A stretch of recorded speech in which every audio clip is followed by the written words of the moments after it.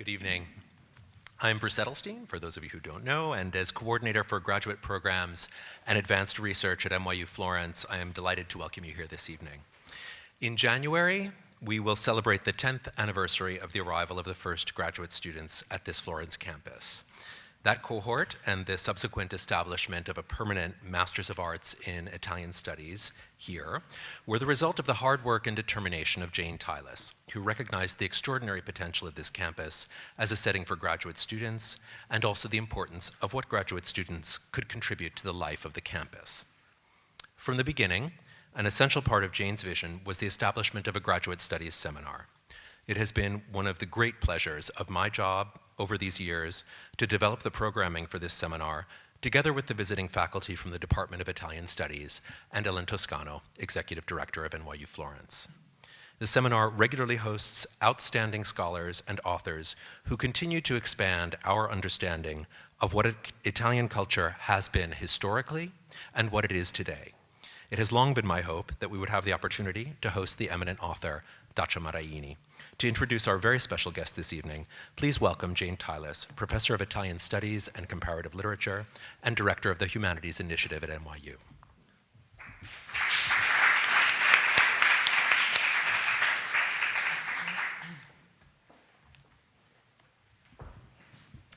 As everyone knows, no one does anything by oneself. The graduate program is here today because a lot of wonderful people have contributed to it over the years. No one more than Bruce, and I think that it's a real pleasure for me to be back here on this occasion of our 10th anniversary. I hadn't been counting the years, and to welcome all of you here tonight. It's my pleasure to introduce Dacia Maraini to fellow faculty, to students, and to colleagues here at Villa La Pietra. The second time this year that she has graced New York University with her presence, although the first time in Florence. This past March, I was privileged to be her interlocutor at NYU's Casa Italiana di Marimo in New York City in a conversation about her recent book, Chiara di Assisi, Elogio della Disobbedienza, un titolo molto suggestivo, Chiara of Assisi, In Praise of Disobedience. And she was a spirited conversationalist, speaking on topics as varied as the long illness that kept Claire of Assisi in bed for 28 years, to Dacia's own years as a young child in a Japanese prison camp, to her speculations on changes being made by our new Pope, Francis. Conversation was, I believe, the proper format for that evening in New York. For much of her book on Santa Chiara is a dialogue in the form of email exchanges with a young Sicilian girl named Chiara, who wants a cara scrittrice to write a book about her namesake, Claire of Assisi. The scrittrice finally gives in to the young girl's requests to write about this strong-minded 13th century woman who fought for autonomy within the church and who briefly won. That a young Sicilian girl named Chiara really did write to Dacia Maraini and really did convince her to write her most recent book says a great deal about our speaker tonight.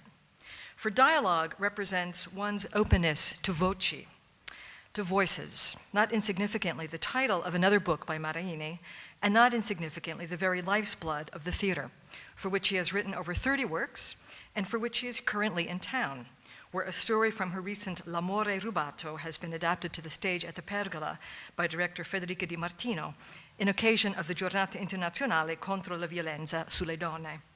In her Elogio della Disobbedienza, Maraini is as responsive to the voice of the young Chiara of Sicily, who asks her to write, as she is to the voice of Chiara of Assisi, reachable not through email, but through 800-year-old letters to Agnes of Bohemia, and her rule for her Clarice, with its mandates about alms and the hours one must devote to prayer. Maraini, that is, does not project an image of the writer as God, that overdone Renaissance trope of a Dante or Ariosto, who manipulate the threads of their texts from a dizzying height of mastery, but the writer as an altogether human and humane figure who listens to voices that come from the fringes of the community. Beaten down by Chiara's demands, Mariani finally agrees to write the book, saying that she submitted to an act of scivolare, of falling into a far-off era, the Middle Ages, but one closer than we might think. The novelist as vulnerable, compassionate, and in a less ethical register, curious. Curious about the world around her, its past and its possible futures, and especially its varied and always unsettling present. This, I think, is the posture that Dacia Maraini commands today as she probes issues of violence against women, of the difficulties of growing up and growing old, of protest against unjust authorities, keenly listening for and to the voices of the unchosen, but always in the framework of telling a story. This is the work that novelists and writers do, perhaps for me nowhere more powerfully than in Lunga Vita di Mariana Ucria, the Sicilian girl from the Settecento, whose voice reverberates throughout the pages of the novel, despite her muteness. Finally, I'm glad that Dacia Maraini was open to our request, that she speak tonight on a subject that she can address better than anyone else. As we know from the interview with her mother, Topiazza Aliata in Sunday's La Repubblica, she comes from a family of women artists and writers, or at least of women who were good with words, as her mother demonstrates, both in her lively interview in the Repubblica and in the letters she wrote to her soon-to-be husband in the 1930s, the anthropologist Fosco Maraini, letters recently published as Love's Holiday. Dacia Maraini published her first romanzo in 1962, and she has never stopped writing or listening or collaborating. Her work span the genres of autobiography in Bagheria and La Nave per Kobe, crime fiction in Voci, and what I can only call spirited conversations with literary characters, Cercando Emma, with children, Dolce per se, with saints, her wonderful theatrical piece on Santa Caterina da Siena, and with the dead. Her books and plays have won more prizes than I could list here tonight, among which I say only the Premio Strega and the Campiello, and they've been translated into dozens of languages as well into film.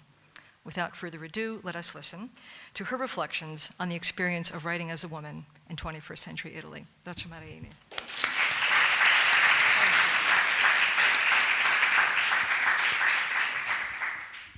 So you will excuse my English, which is not so good, but I hope I can express myself.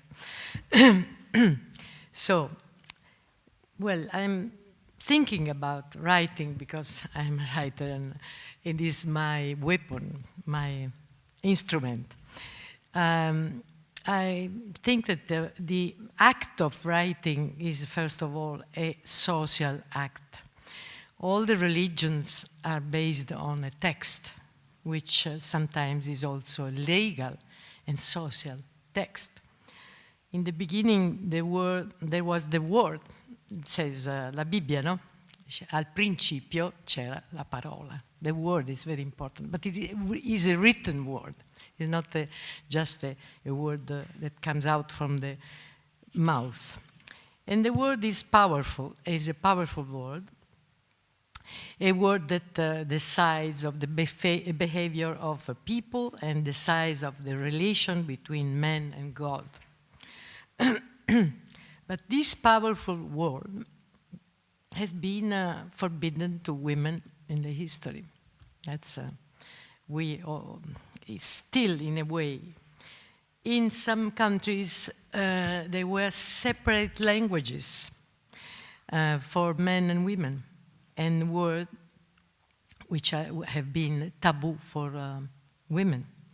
By the way, for example, somebody maybe knows that in Japan, in the 1000, there was the Japanese poetry was written in Chinese because it was the language of the intellectuals, of the studies. So the high studies, high literature was in Chinese. And the women had to speak and express between themselves with the Japanese. Japanese was the language of the servants and the women. And it was strange that in this occasion, a woman, Murasaki Shikibu, she wrote the more beautiful novel that is the base of the literature, Japanese literature, and she wrote it in Japanese. But it was the beginning of the coming of the language, in the moment in which the language of the servants and of the women became the language of literature. And she was the person who brought. If you haven't read this wonderful book, it's called the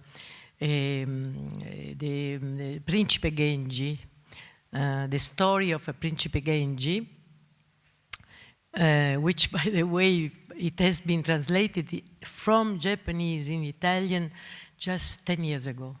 Because before it was translated from English, and the English were the only who have translated completely this wonderful novel of the year 1000. Allora, the church, for example, has forbidden women to preach because the words of women couldn't teach or explain the sacred, la sacralità. Sacred? La sacralità. And, well, the book that she said before about Chiara de Assisi is a book in which it's very interesting because this woman in the 13th century wanted to preach. She thought that she could. She was very interested in preaching the Vangelo, come si dice Vangelo, the gospel.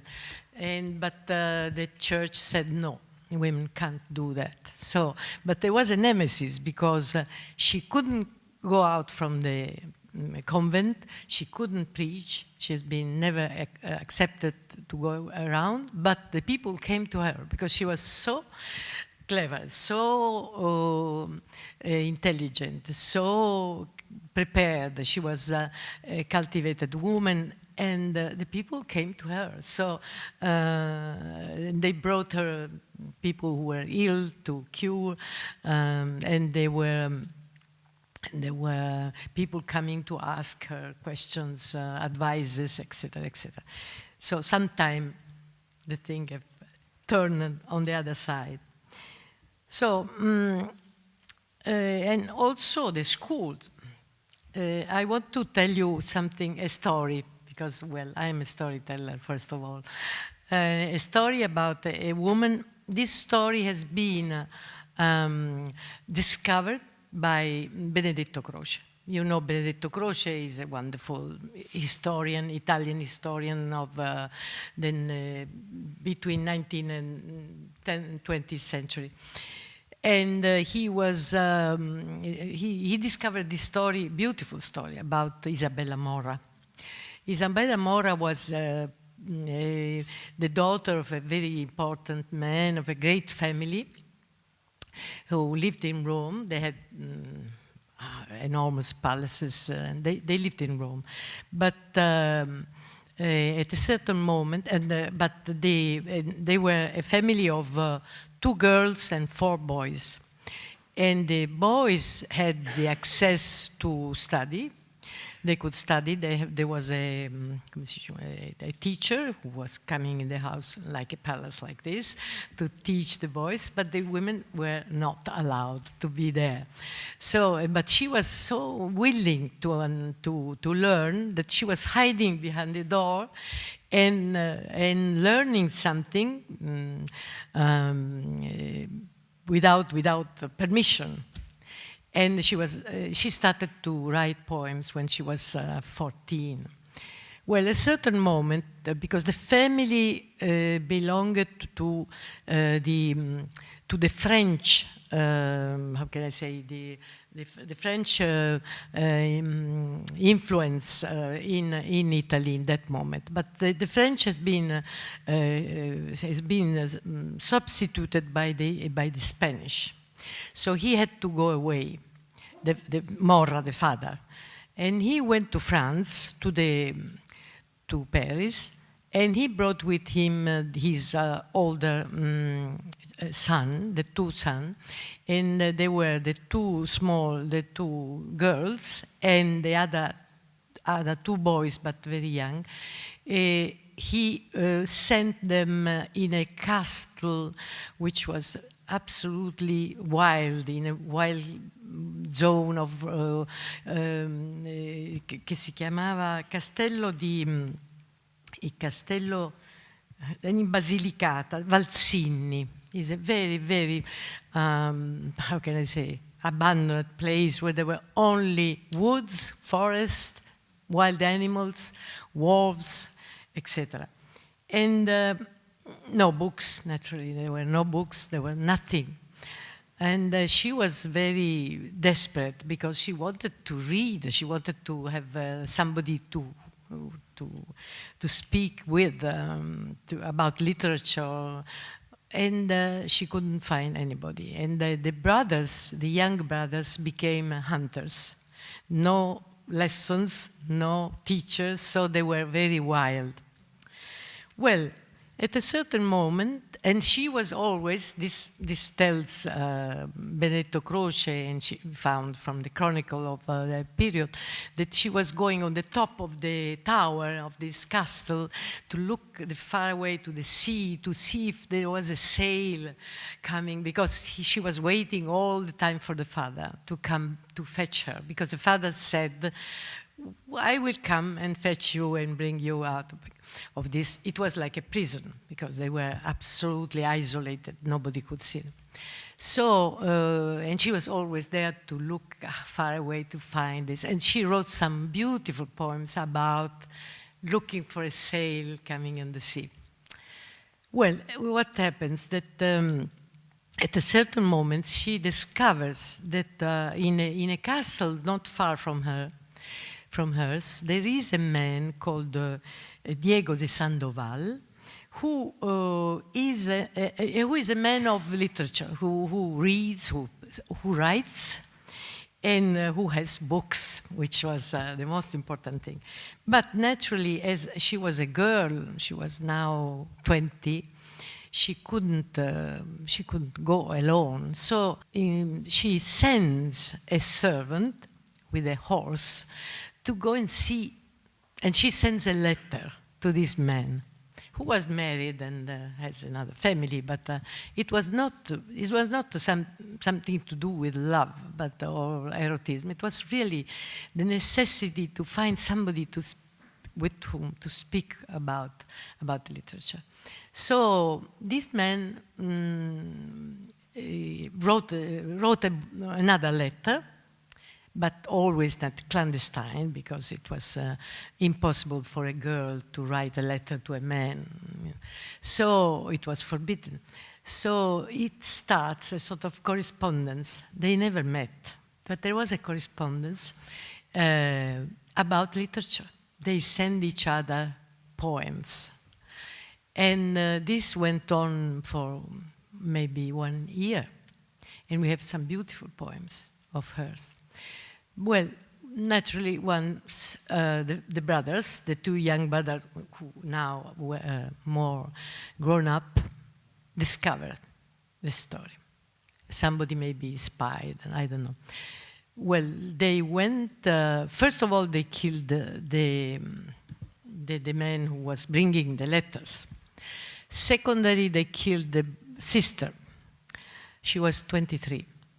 Isabella Mora, when they killed her. And then they wanted to kill the man also. And Diego de Sandoval, he went away. He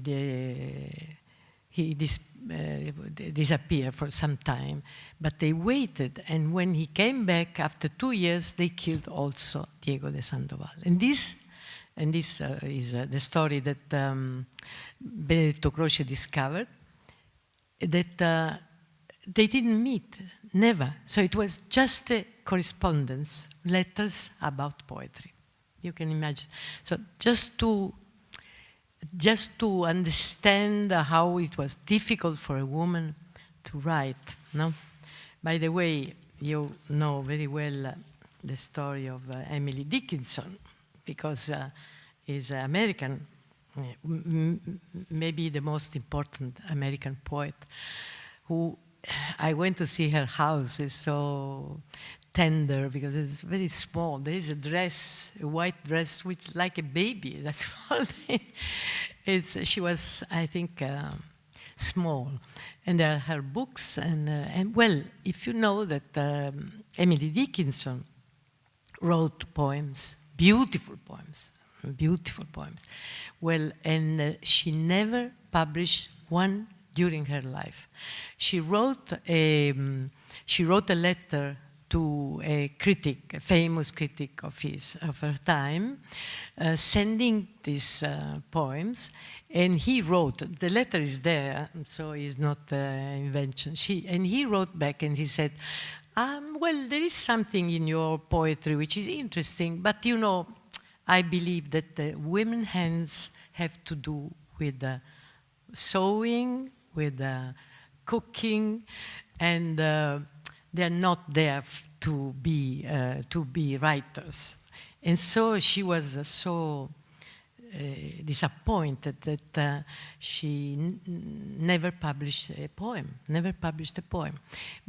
When she died, somebody was throwing away all her poems, but there was the sister-in-law called Susie, who was the only person who understood the value of this poem. And she said, no, please, don't throw them away. And from that moment, we have the poems by Emily Dickinson. But this is to understand what is behind us. We are, even if now we say, well, we are emancipated, now there are lots of women who write, this is true, but in the same time, we belong to the history. I mean, we come from there, and we bring in us what is being the past. I mean, also the grammar. Well, English grammar is different because there are no genders, but the Italian grammar is very misogynous, because if you have in a room, for example, 9 women and a man, you decline masculine, how do you say?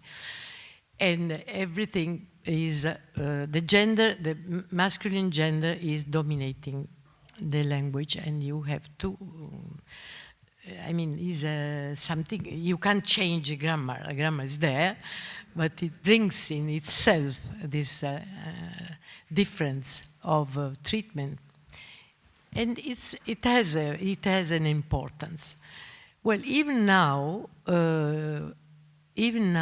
it's true that the market is full of women who write, women writers, very, very important, and also very popular women writers. But when there is, how can I say, valuation of women writers, when there are this sort of panorama of, and the preparation of the values for the next generation, women disappear.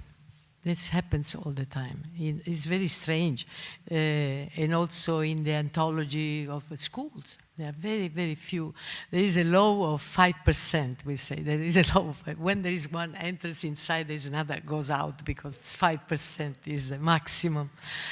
This is strange, but it's still like that. So, and there is, going back in the history, where I was writing the book on Chiara d'Assisi, I found something that I didn't know, because you can't find traces of these women writers in the anthologies. But the mystics in the convents have written wonderful, wonderful things, really very, very beautiful writings. Well,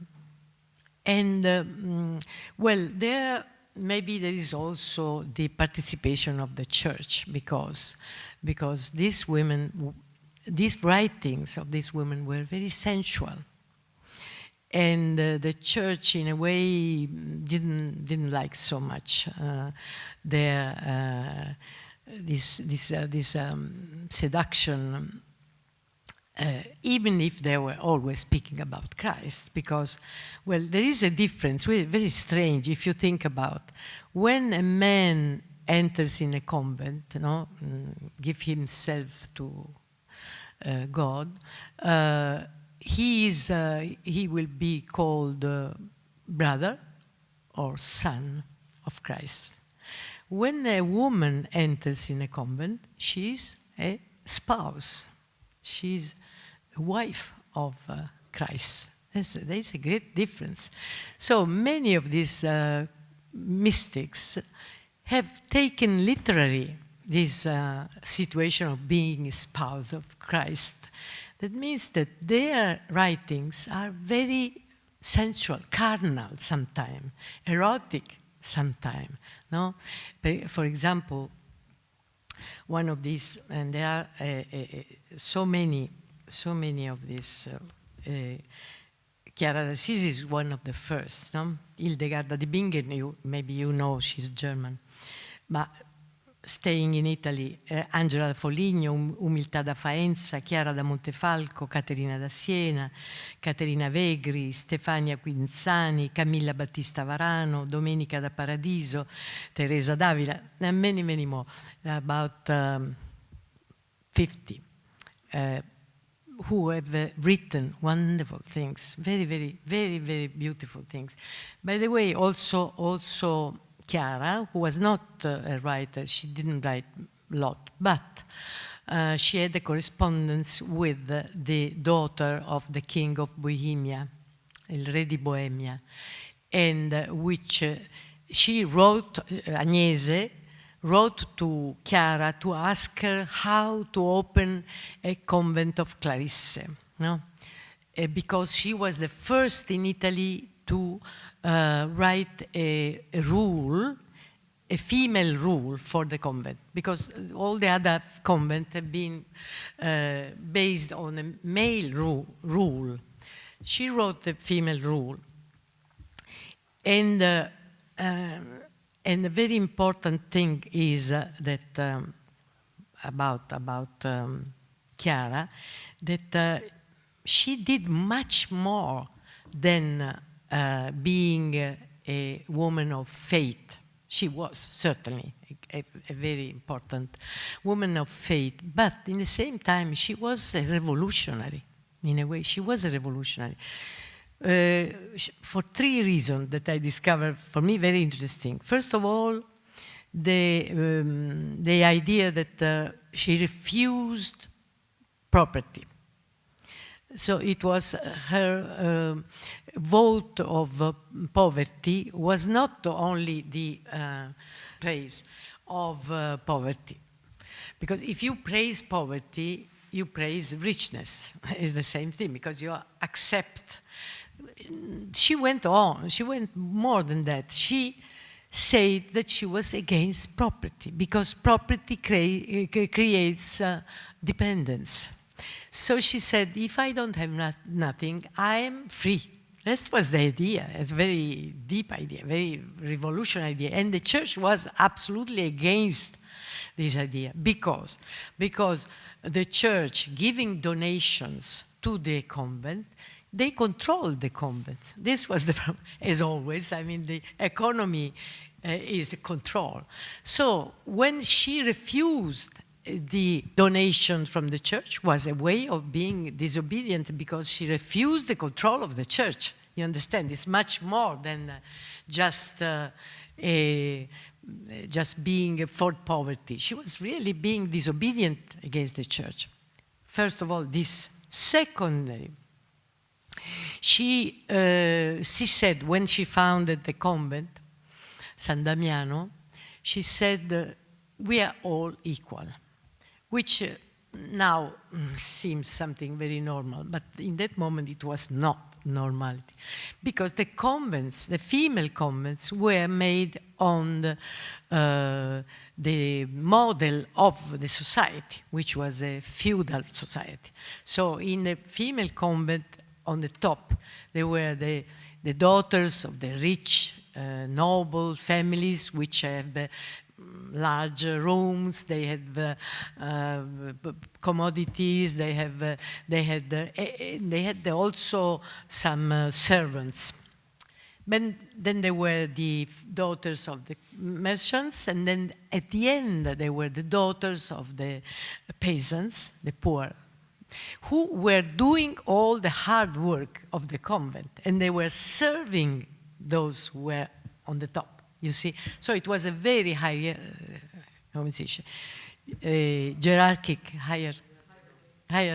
hierarchical society in the convents. So it was a very revolutionary choice for Chiara to enter in the convent and say, no, we are all the same. And she did it. Not just she said it, she did it. She was doing all the more humiliant and the more hard work in the convent. That means, for example, putting on the fire, which was terrible, very difficult every morning. Then she was cooking, she was cleaning the floor, she was cleaning the ill person who were in bed, etc., etc. So, and she practiced it in the convent what was not accepted in all the other convents, because, as I said, it was a very pyramidal distribution of parts. She completely made a revolution of this, this tradition. Third thing, she refused to command and she refused to punish. If you think that the society of that period, I mean medieval period, was based on punishment and command and punishment. I mean, those who were the chief on the top, they had, not only they could, but they had to command and they had to punish. She didn't want to become abbess, but they forced her because she founded the convent. They said, you have to be, because you represent the convent you founded. And she said, oh, okay. But she never wanted to command, you see, never ordered. And when there was a girl, because there were lots of very young girls, 15, 16, who was not staying at the rule of of the convent, she will refuse to punish. She will speak with her for one night. These are the how can I say, le testimonianze, the witnesses, no, le testimonianze, è una cosa, vabbè, of the other nuns who were with her, because there is a book, for me it's been very important. There is a book which usually the historians don't know. It's a book published by a very small publishing house in Assisi called Porziuncola, which is the relation of the processo di canonizzazione. I can't say in English, but process of canonization, maybe it's not so different. Latins comes out. Process of canonization. That means that all the nuns have been there to testimony to the judge. And so, you know, because all the books on Chiara d'Assisi have been written 70 or 100 years after her death. But these girls, these women, have been living with her. So their testimony is very important, because you can understand the small things of the life of every day in the convent. That for me has been so very important, because I could understand how they lived. And these things have been said by these nuns. And so they tell how she was staying all the night speaking with the girl to convince her to stay to the rule. You see, you understand? And never, but she could punish, but never wanted to punish, which was another thing that the church didn't like. Because, you know, it was based on punishment, and more, because it was just in those years that we have the establishment of the Tribunale della Santa Inquisizione, the Saint Inquisition, no? Si dice così. Tribunal of the Saint Inquisition, which many persons in the church didn't accept because they said that it was too far away from the word of Christ, which we can agree with. I mean, there is a pope, which I think is Innocenzo IV, who established that the torture was accepted by the church. And the tribunal used the torture, to make confess. Not so much the women. The tribunal and the process to the witches comes 200 years later. But the tribunal starts in the 13th century, and they start with the heretics, gli eretici. They started with that. And they used they used the torture, and they used to burn alive people. And there were lots of people in the church, starting with St. Francis, who didn't agree at all, because they say Christ never said that you could torture a person to take out the truth and burn alive a person. He said you have to love il prossimo come te stesso, and not the proxim Christian, but everybody, which is very, very different, no? And it was in the 13th century is the moment in which there are the Tribunale della Santa Inquisizione, and also the starting of the war against the crusade, which is something also that was against what the gospel said, what the church said. I mean, the church at the beginning, but the church has become. That period was such a powerful, it was an empire. There were two empires in that moment: l'impero di Federico II, Frederick II, and the empire of the church. But you see, when the church becomes an empire, it needs to protect itself. They need an army, and they need tribunals, and they need prisons. So they become something that is so far away from what Christ has said. And so St. Francis and Chiara meet on this idea, which was, in that moment, was a very revolutionary idea. And they could have been processed for heresy. But you know why they haven't been processed for heresy? Because they were so popular. They have been protected by the popularity. They became so popular, first of all in Assisi, natural, but then in all Italy, and then, as I said before, the letters, and I come to the letters that Chiara exchanged with Agnese of Bohemia. They are beautiful letters. Unfortunately, we have only 4 letters, but they are long letters, and they have been published by Adelphi in Italian. They are very, very beautiful. They have a sound, a biblical sound, and there is a lot of sensuality. That is why I think that the church has been censoring these writings of the mystics.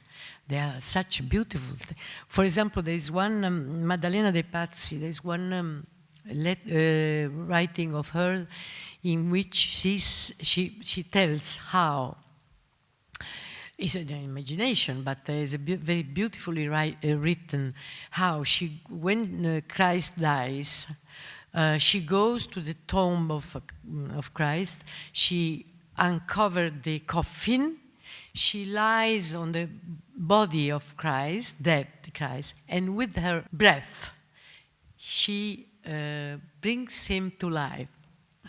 Something, no? It's beautiful. I mean, but very sensual. Then there is another story, so beautiful, also written very well, in which there is one of these women who is in a garden, and in a certain moment she's so in love with Christ that her heart goes away, go out of herself and start to fly like a bird. And she sees Christ from far away behind the tree, and he's a wonderful, handsome young man who comes out and starts to jump around the garden to try to take this heart, which is a bird and a flower at the same time. Well, this is, I mean, it's such an imagination. It's so beautiful. But never has been taken seriously. I mean, this literature of the convents, which is still there. I mean, now there are some studies on the mystic writings, but it's something very, very new. I mean, it's something very recent, because never have been there have been critics interested in the writings of these wonderful writers. Well, the first of all is Perpetua. Perpetua was a woman of Cartagine. How do you say? Carthage. And this was 200 years after the death of Christ. She was a Christian, but clandestine, because in that moment the Roman Empire was very strong and they were persecuting the Christians. So she was Christian, but she was clandestine Christian. And at a certain moment, somebody spies, and she's denounced to the Roman tribunal. So the judge calls her, and he says, well, she was 19 years old. She had a child. She was just married, and she had a child. She was giving milk. How do you say? Birthing. So he calls her and he says, "They tell me that you are Christian. Is it true?" And she says, "Yes, it's true." And he said, "But you know that you can be condemned to death because you are a Christian." And she says, "I know." And he says, "You have a child. Remember, you have a child. You are giving milk to your child." And she says, "I know." And then he says, "Well, how do you call yourself? What you are?" And he says to the judge, "You see this vase? How do you call this vase?" "Well, I call it vase," he says. And she says, "Well, I'm like the vase. I can be only Christian because my name is that." Now, this is a sort of nominalism, but it's very interesting because she says, "I can't be something else. I can't be something else. My name is, I'm Christian not only because I call myself Christian, because I am." It's extraordinary. Well, this is written. This is a journal that she wrote in the prison, in the Roman prison in Carthage. And naturally it was not still Italian, because Italian was in Latin, but it's such a beautiful writing, such a beauty. And she writes, but nothing of, how can I say, sentimental, nothing. She's not protesting. There is such a rationality in this writing. She writes about her prison, which was terrible, because it was a hole in between the water and the animals, etc. And she says that at a certain moment they bring her the child, because the child was crying and wanted to have the milk of the mother. So they bring the child to her, And she writes, and she says that the prison, this horrible prison underground, becomes a palace, wonderful palace with lights, wonderful smells, because the child is there with her. But in the same time, she doesn't, come si dice, smentire se stessa. She renounced to her, and so she gives, and this is written. She writes about this.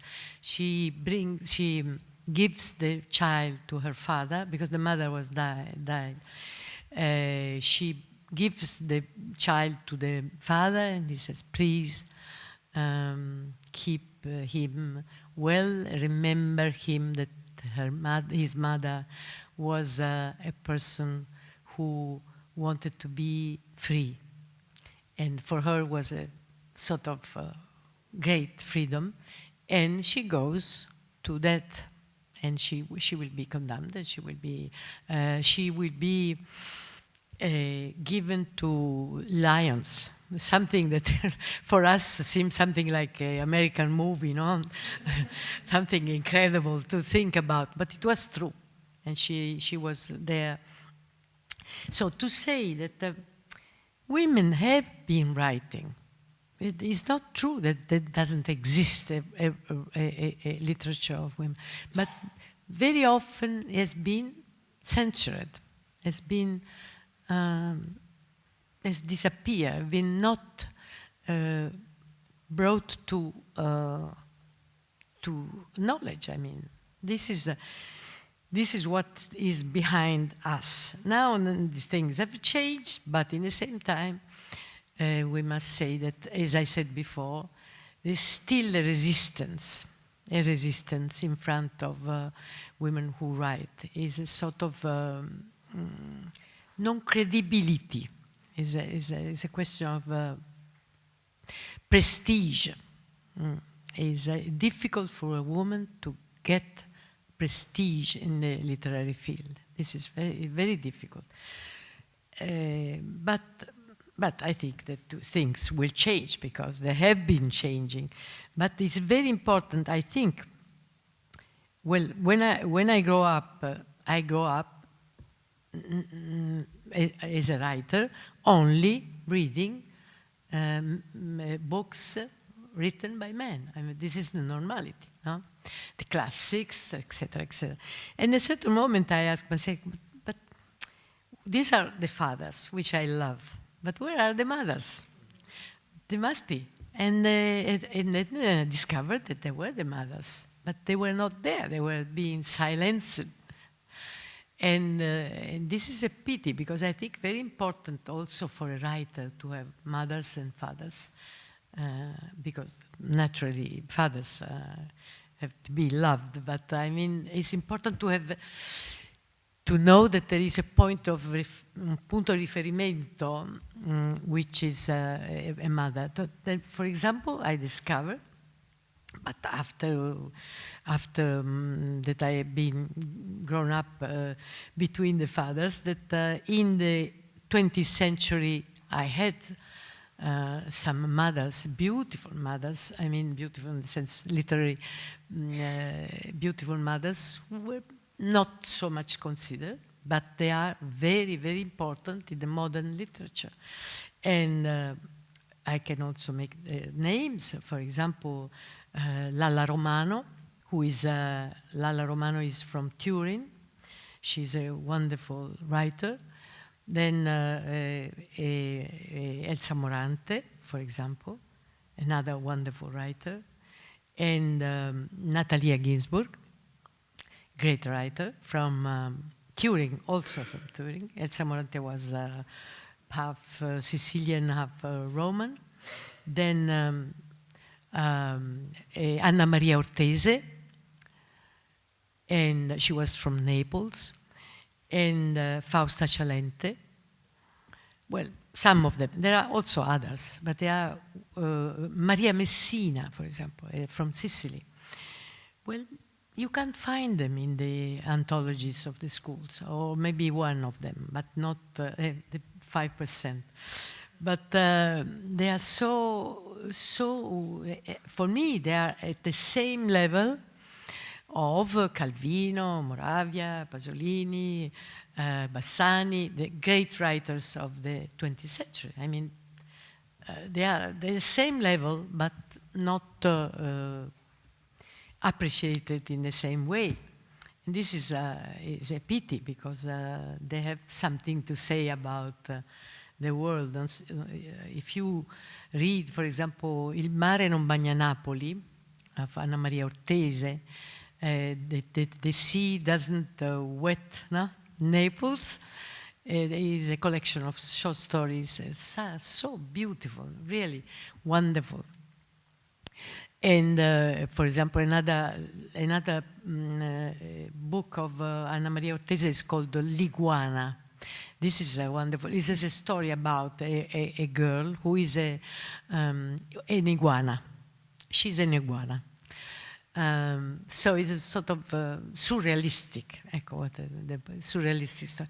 She's an iguana, but she's a woman, and she works as a servant in a very important family, originally Spanish, and they have been very rich, but now they are poor. But they have an enormous palace, and she falls in love with the son of this family, who is a very handsome man, who is naturally looking, doesn't give any importance to this little iguana, who is very, in a way, she's in the same time, she's very intelligent, she's very clever, with this little green fingers.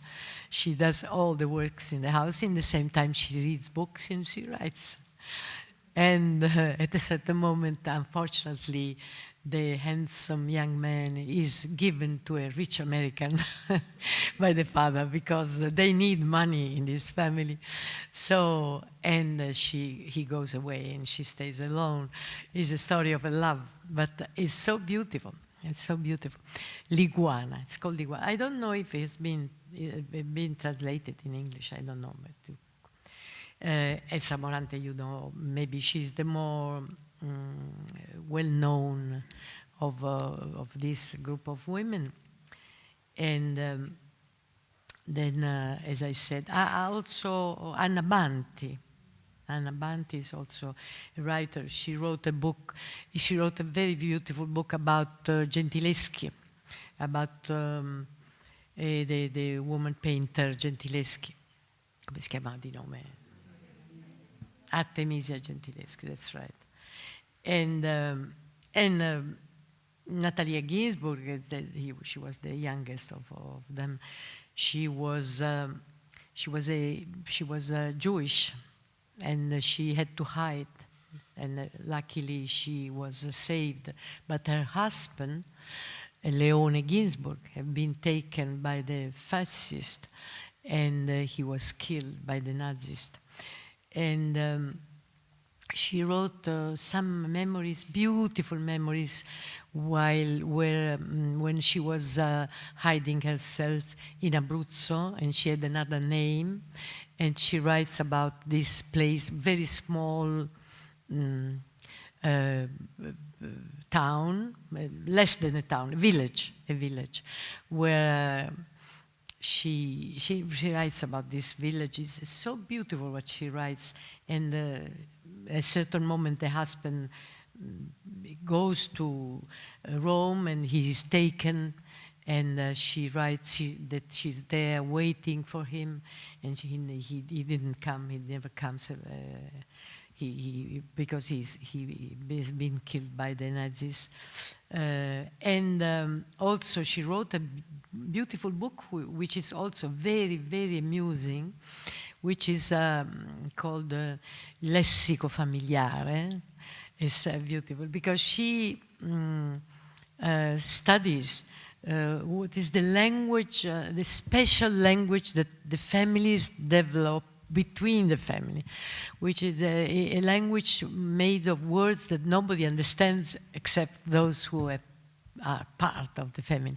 Sometimes they invented words, sometimes their words distorted, or they are words of children that give names to things, and then they become part of the language of the family. And it's very amusing because there's this father who invents continually words and expressions that become part of this lessico familiare. And is also the portrait of a family, of a Jewish family in Italy. This is before the persecution and before the laws against the Jewish in Italy, which was 38, I think, yes, the laws against it. And in that moment they had to hide. But this is before, and it's a portrait of a family, of a Jewish family in Italy, and it's something that it's very, very amusing to read. Well, I could say lots of things more, but I think that this is enough. I stop myself, but maybe if somebody, no, I don't know if there is, if somebody wants to just to ask or to say something about this theme, or this theory, or this, what has been said, è benvenuto. Thank you for everything that you've shared with us so far. As we've talked a lot about these other women writers that seem to maybe be some of your inspiration, I've been really curious as to what is some of the motivation behind your own writing. And in specific, tomorrow we have the opportunity of seeing part of Amore Rubato, the performance. And I just wanted to ask you, kind of, why did you choose to write this book, and how, as a woman, did you feel while writing it? Oh, thank you. Yes, thank you. Well, I've been always very, how can I say, very indignant in front of injustice. This was just natural. I mean, when I was a child, I already had this feeling that I couldn't accept injustice. But not only women, I mean, any kind of justice. And growing up, I discovered that women have, injustice against women have been very strong, have been in history very strong. But I made a lot of campaign and writings about not only women, but, for example, the people without houses, how do you say, homeless people, for example, or people in the prisons, or people in the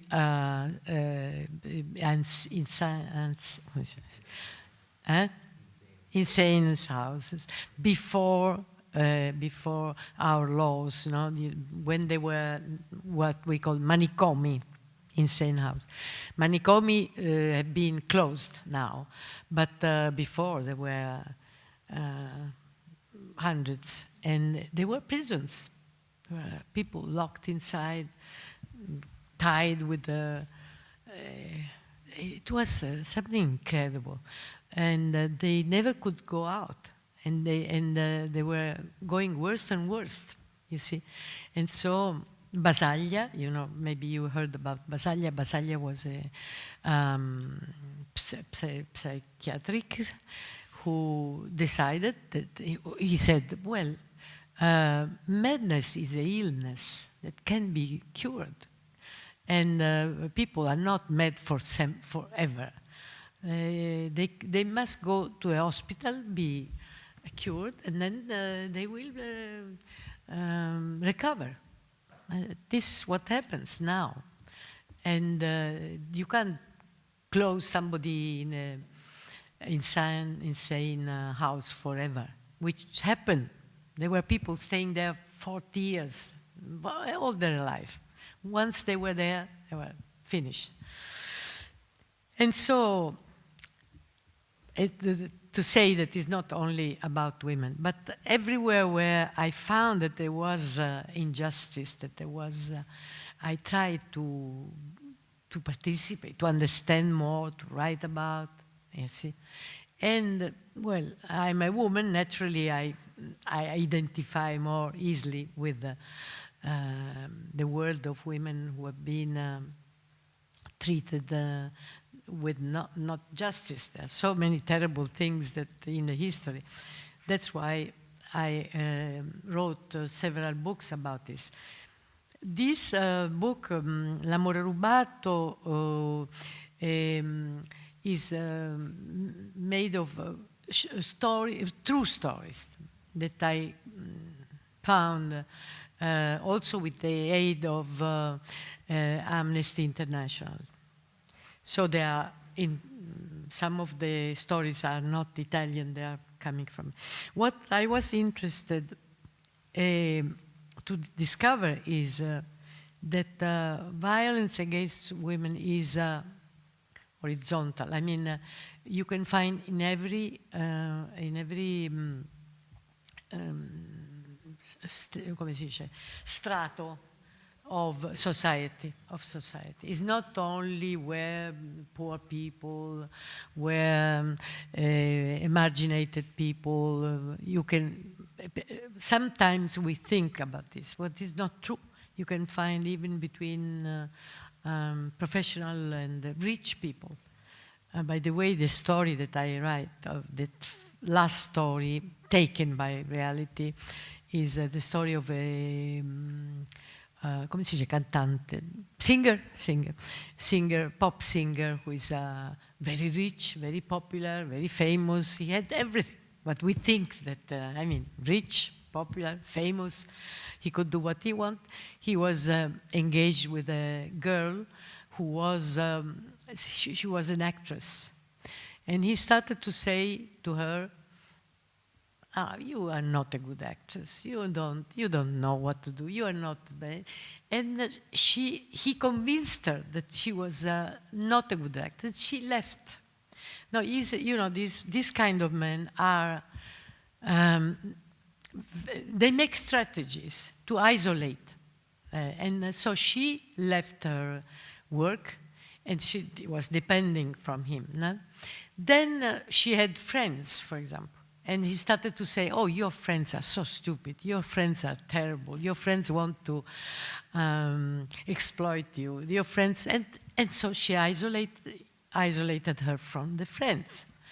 And then she had a father. The mother was died.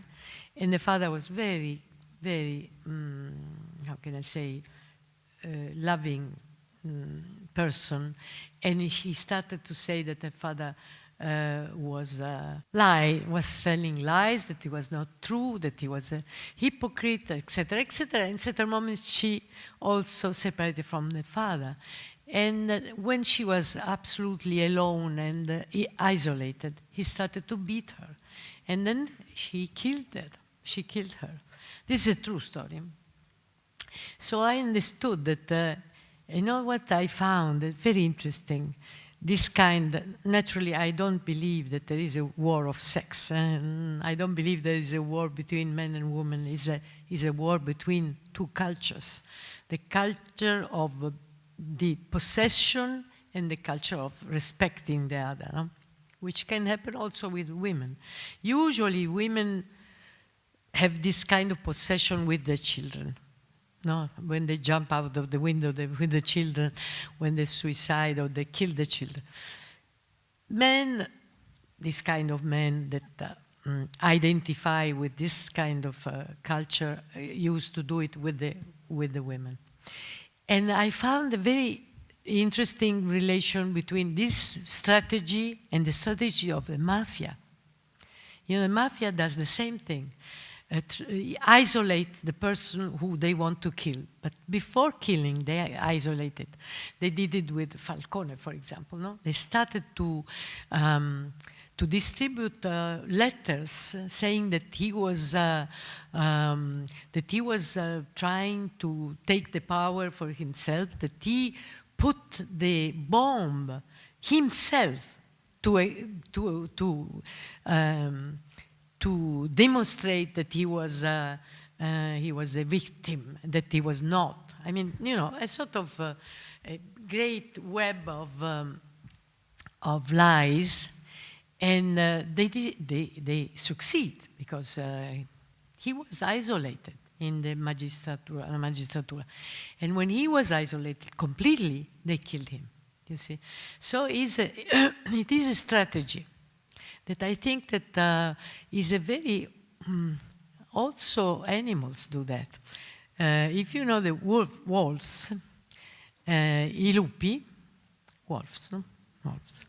Wolves, I have a little house in a mountain in Abruzzo, in the middle of the park of Parco Nazionale d'Abruzzo.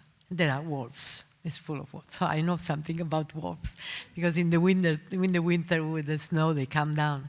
Well, they do the same thing. There is a young wolf who goes around to find the feeble, the animal who is alone. Then they try to keep him away from the flock, herd. And when they isolate it completely, they attack. The other wolves come and they attack you. You see, it's a very, very strategy that functions.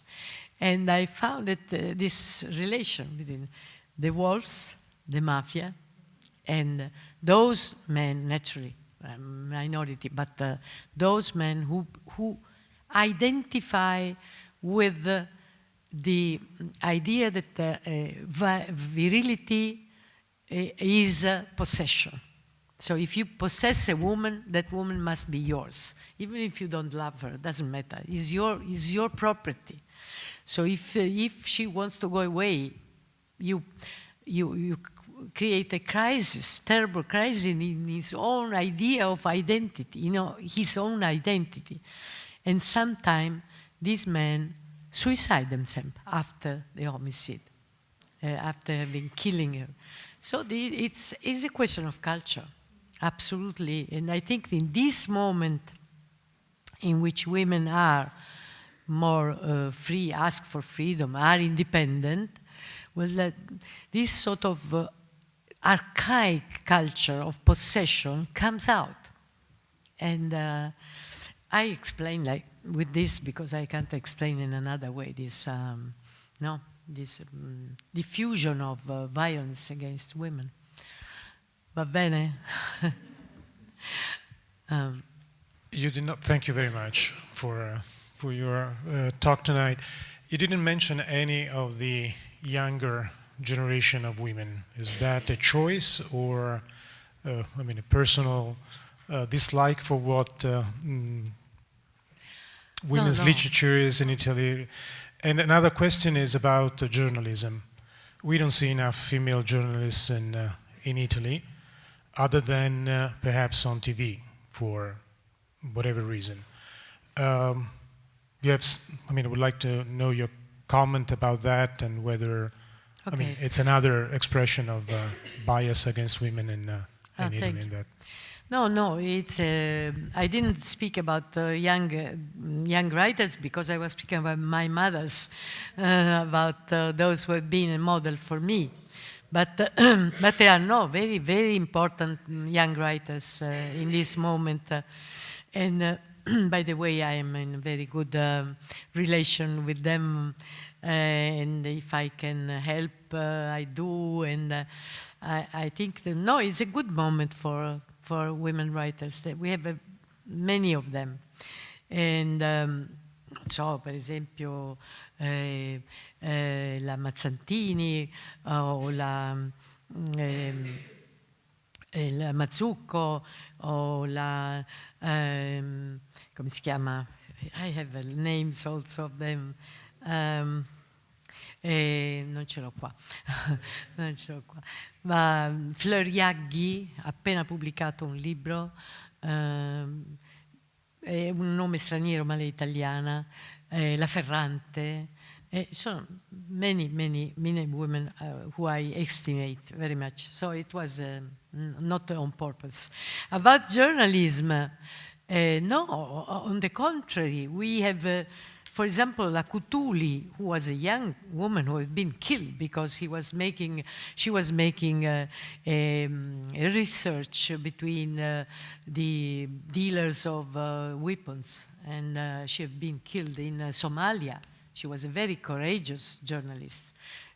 This is one, but we have, you know, that in the last wars, I mean, Afghanistan and Pakistan, they are the majority of the come si dice, of journalists of war have been made by women. So it's not exactly true. Sometimes they're not so visible, but they are there and they're very courageous, I must say. Some of them have been killed in these campaigns, and they are, well, naturally, the more famous is come si chiama? Fallaci, no? But she died now. She was living in New York, by the way. There. She was also very courageous. And she went all over the world. She wrote about all the wars. And so I wouldn't say that they are not there. Maybe they are not so visible, but they are there. Grazie per la bellissima presentazione. Volevo chiederle una cosa a proposito della Ferrante, proprio alla luce della sua storia personale di scrittrice che tanto ha fatto, è sempre presente. Io mi ricordo quando ero all'università, insomma, negli anni 70. La Ferrante invece, che è super famosa, lettissima, pubblicatissima e bravissima, ha deciso di essere assolutamente invisibile, no? E questa invisibilità a me come lettrice pesa tantissimo, e mi pesa ancora di più il fatto che ci sono queste voci paradossali, che la Ferrante non è Elena Ferrante ma è un uomo.